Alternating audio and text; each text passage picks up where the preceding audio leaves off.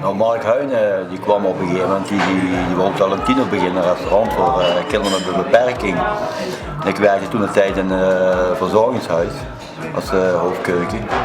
Op zich leek me een hele mooie uitdaging. Tafeltje dekje is eigenlijk een warme maaltijd die bejaarde mensen of zelfstandige mensen die zelf niet meer kunnen koken aangeboden krijgen. Dat wordt rondgebracht door vrijwilligers.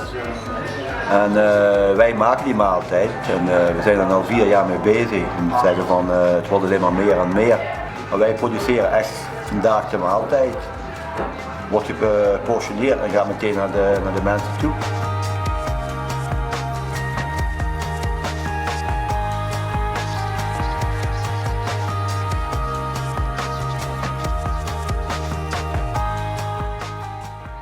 Nou, ik ben dus Monique Wollers.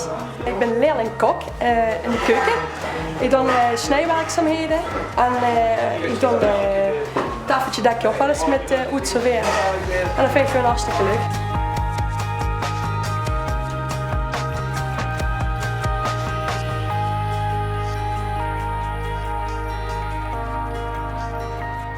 De dagbesteding is een groot onderdeel van Talent.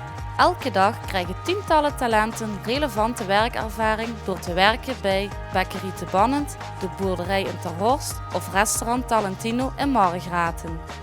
Talent levert een bijdrage aan de lokale samenleving. We werken samen met de gemeente, onderhouden tuintjes en leveren verse maaltijden.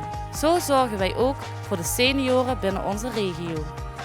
We kijken precies naar wat elk talent nodig heeft om vervolgens de zorg optimaal te kunnen afstemmen. Belangrijk vinden we dat de talenten een zinvolle dagbesteding hebben.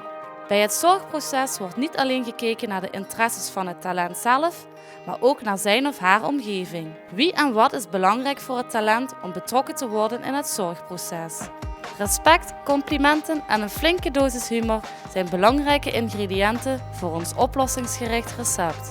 Door middel van de juiste begeleiding en gebruik te maken van de talenten van de jongeren willen we de zelfstandigheid van ieder talent bevorderen.